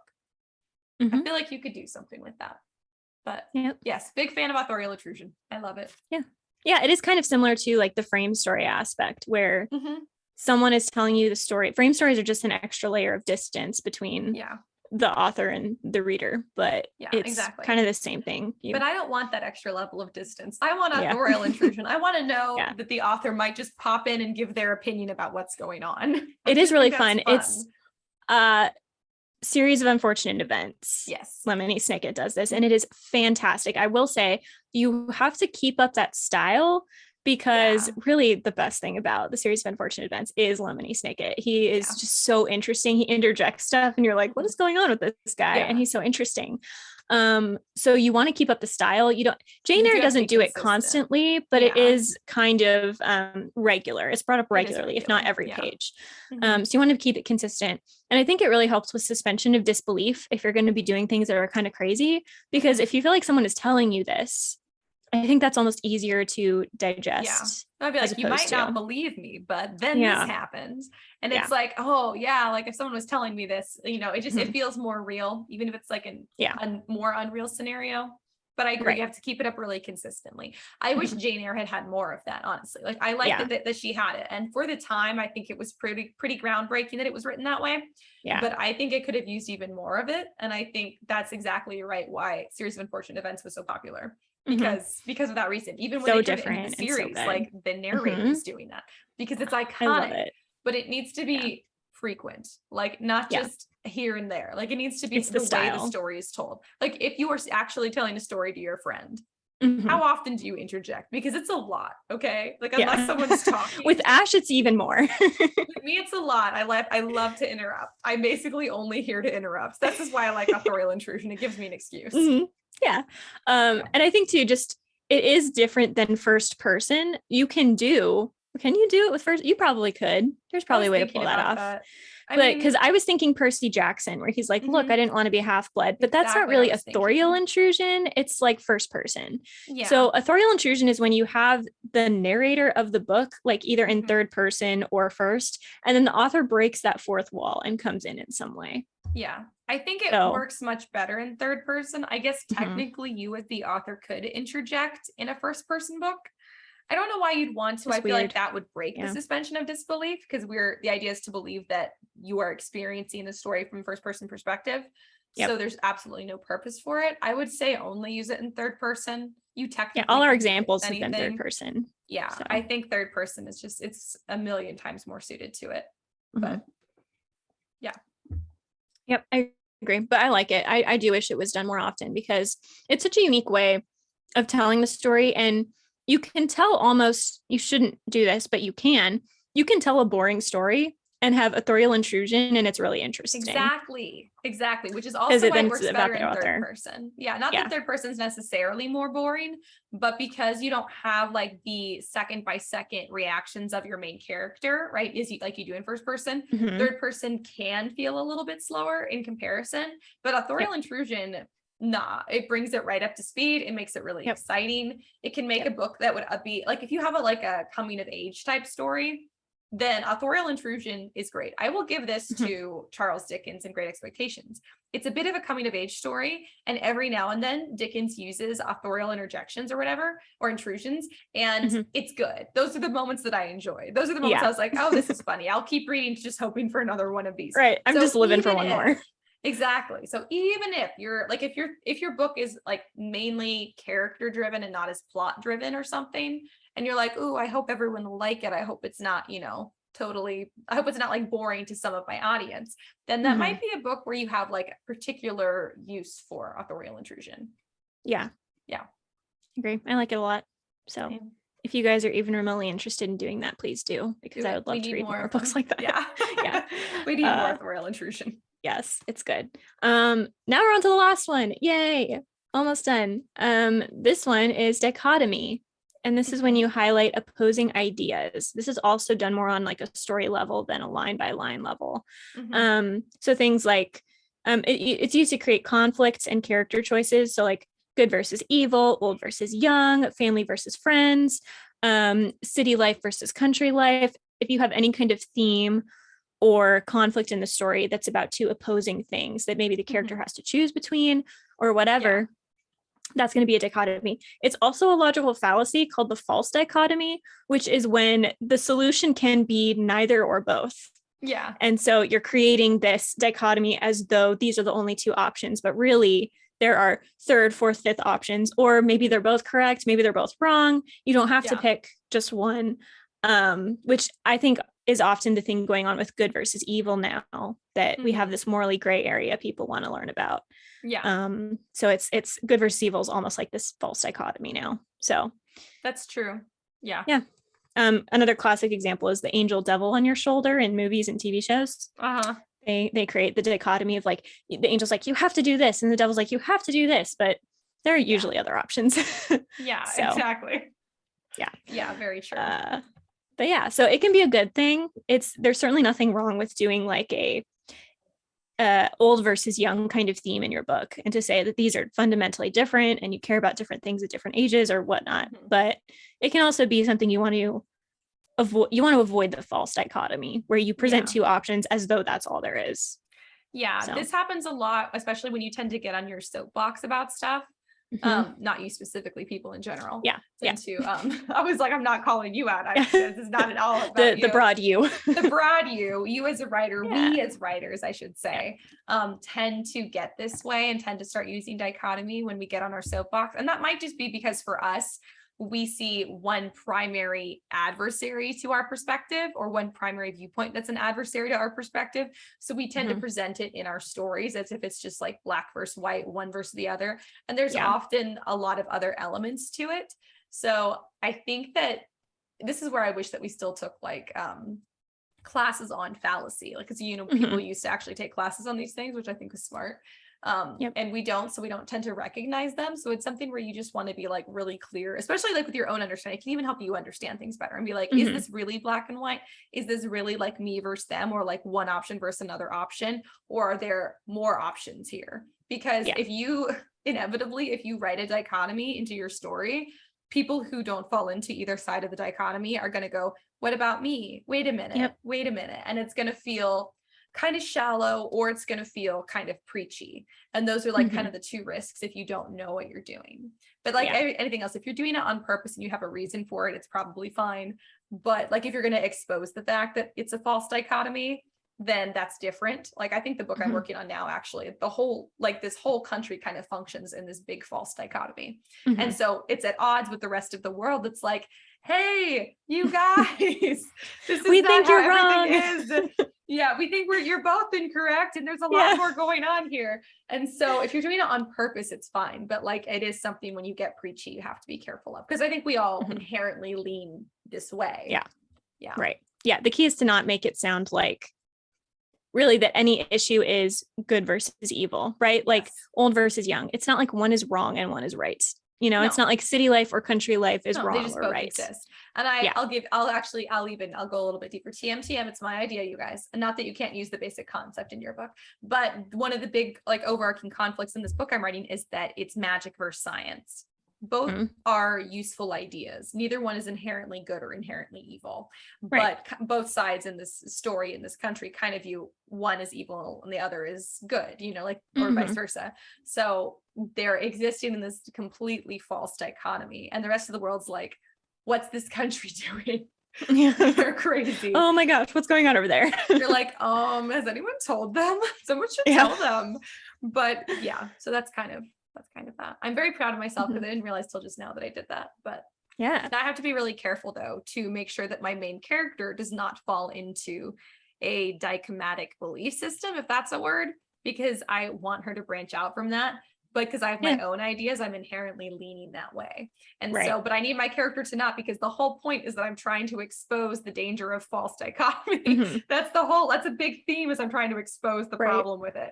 So I have to be careful now though, because I do have my own inherent false dichotomies that I ascribe to.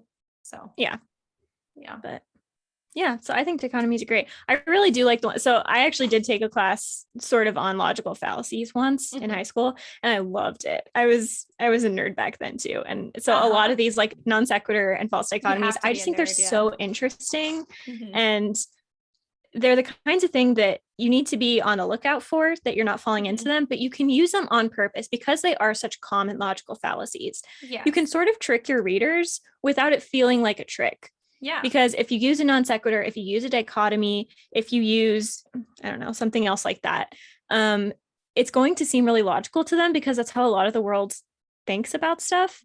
But then you can kind of turn it around and say, actually, that was never the case because it wasn't logical, or it wasn't only these two choices. I think they're great devices. I agree. I think if you're trying to make a point, I think that using fallacies and exposing them as fallacies is going to be way more effective for changing people's minds than telling them that they're wrong, or even telling them why you're right, which I know we think is better. That is better than telling someone why they're wrong, explaining why you're correct.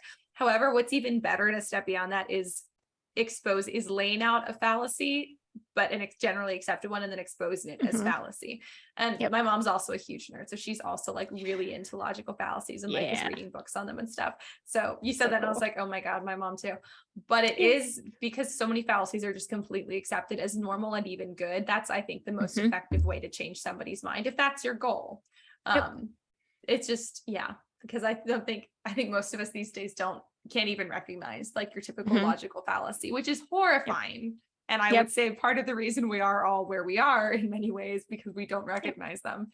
But it's a good strategy. And then also if you're like looking for like an overarching theme for your book series, because that's what I was doing recently. I was like, I just realized I only really have a theme for this book, and the book feels like not like the end is not like as, you know, the high stakes enough as I wanted for some reason. And I realized it was because my series leading into the next book, the overall series didn't have a big enough overarching theme.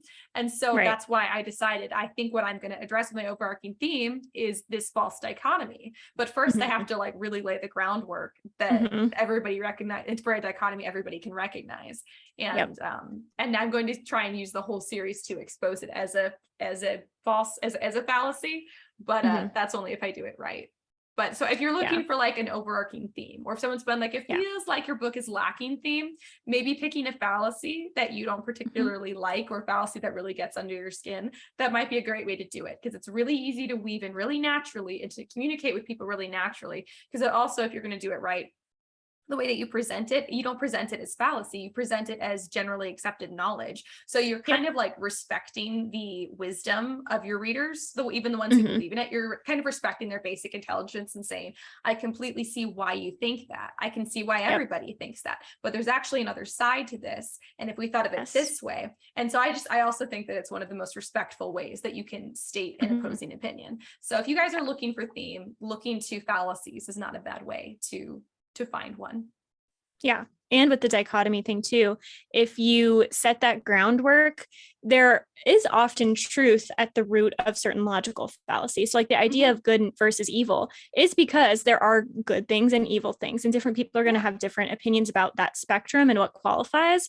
But this is a very universal debate and things that people want to talk about. So laying that groundwork, you can still say something meaningful with it, even if it is in the midst of you laying the groundwork for the false dichotomy, as opposed to at the end of the series when you're revealing, actually, this is false.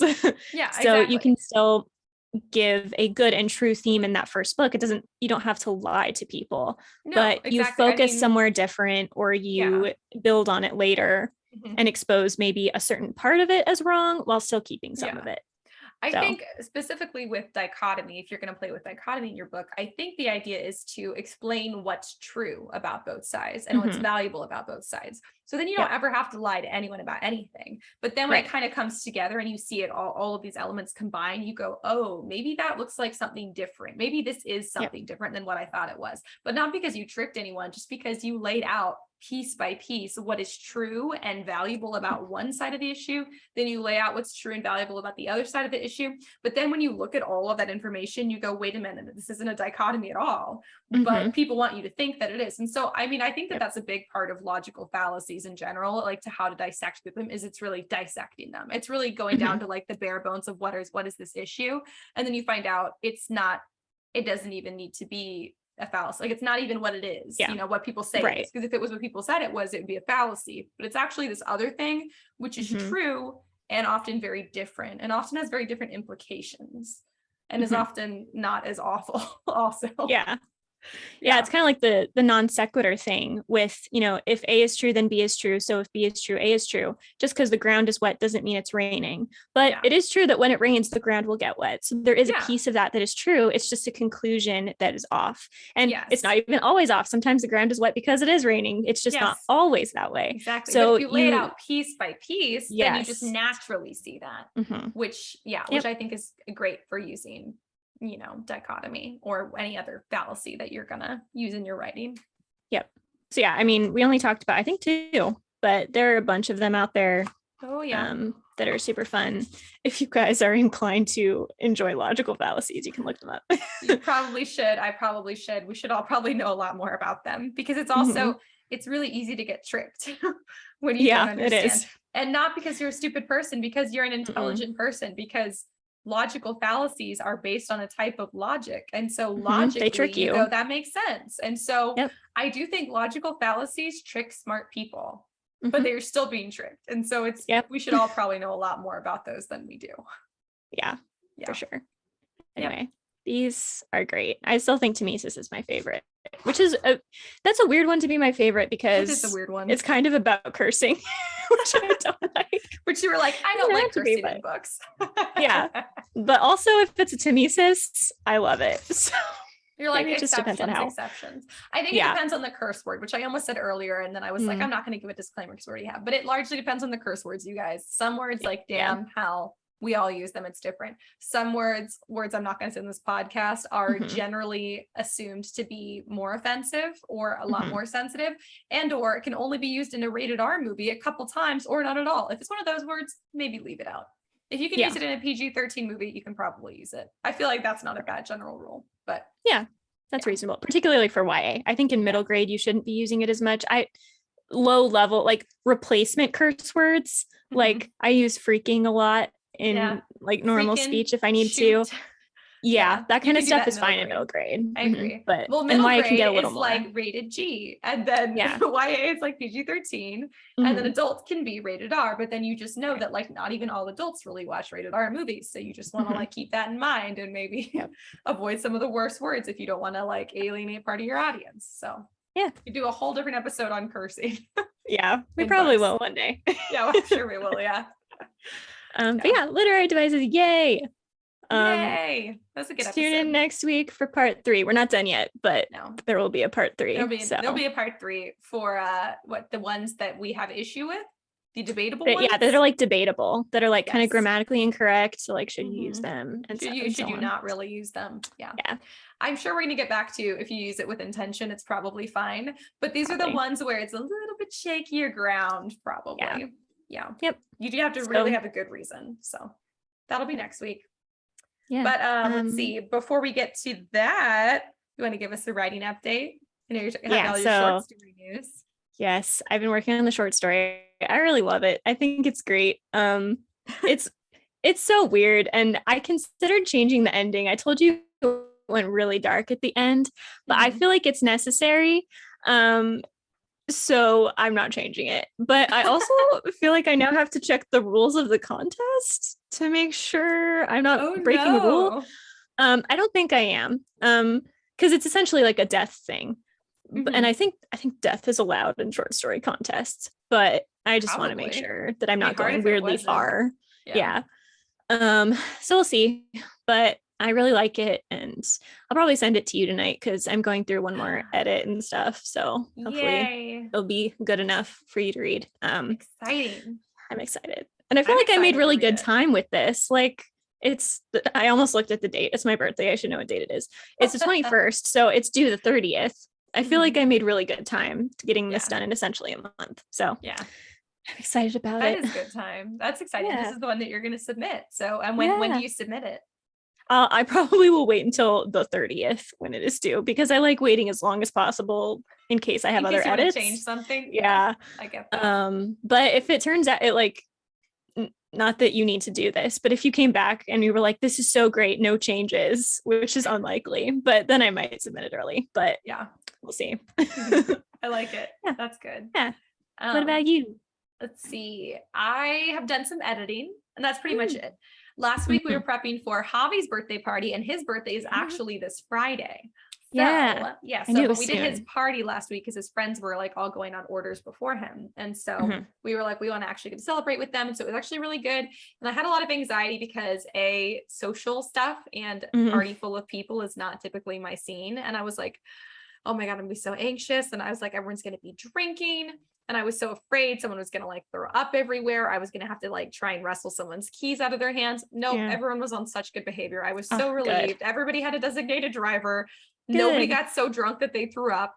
Only one person got really drunk, and he was already spending the night here. So I was like, I don't care if you're spending the night here, follow your heart, man. Just don't drive. So, yeah, exactly. Just don't drive. And so I was just so relieved. It was so much less just stressful than I thought it was going to be. So that was a massive relief. But anyways, because of all the prep for that, and now prepping for some of Javi's birthday stuff for his actual birthday, I've not done as much editing as I thought I was going to get to, but I've edited like 65 pages of the book out of 300. So I'm making progress. It's just slower progress because I would rather just sit down and like spend a whole day like hammering out the edit. Especially because I feel like when I take a lot of breaks when I'm editing, I like kind of like my style, what I'm expecting in my head changes a little bit. So then I feel like the edit is not as seamless as it could be, which might be weird. Yeah. But no, I get that. I think that's true. It's hard. It is hard. And so I'm hoping to have it completely edited in the next 2 weeks. We will see. If time permits, I will hopefully have it edited in the next 2 weeks. But I do want to start querying it in October, which means in the next 2 weeks, I have to finish editing and I have to write a query letter and synopsis. What? Yep. Okay. Almost done. Oh yeah. Yes, I'm almost done. Gee, I'm sorry, Javi. I'm hogging her. She says, gee, I'm sorry, Javi. I'm hogging her, but she's not sorry. That's not what it is. That your mom's here and she brought food. Oh, she brought food? I thought Caleb was cooking. Okay, I'll be out in a few minutes. Exciting. He could have texted me. It's like, if you're not going to be out here in 2 minutes, I'm going to eat all your food. Is that cool? That's what it felt like. I was like, is there a reason I have to like jump out of here? Oh my goodness. Yeah. But yeah, that's pretty much my writing update. So cool. That's all I got. Yay. Yeah. But anything else that you want to share with the peeps? Nope. All right. That's all. Yeah. Well then, in that case, if you guys want to keep up with us during the week, you can do that. If you guys have been here for more than one episode, you know the deal. I'm about to give you the whole spiel on where you can follow us, and that you guys should leave us a review. Please leave us a review. Would you mind leaving us a review? It would be fantastic if you wanted to do that. If you wanted to leave us a review. But anyways, if you guys want to join the writing group, you can do that. You can go to Story Siren Studio at Patreon. That's our production company. And if you guys don't want to do that, no worries. You can still message us about writing. We love to talk writing. Obviously, it's what we do for like almost 2 hours a week. And that's just it's recorded. So you guys, I can assure you, we want to hear from you. You guys can email us at contact@storysirenstudio.com, or you guys can message us on social media. We are the Scripturient Society. We're on Instagram and TikTok. Instagram has fun motivational stuff to keep you writing throughout the week, all courtesy of Karissa, aka Catherine, aka Lewis, aka Birthday Girl, and also TikTok videos that are very funny if you're a writer or even a reader, and you will relate to them, and they're amusing and also motivational. So go follow that stuff to keep yourself writing throughout the week. And we want to hear what you guys are working on. And if there's anything that you want us to cover on the pod, just reach out and let us know. We would love to give you guys what you want. I think that's everything we've got. So until next week, keep writing. And we'll see you on the next page.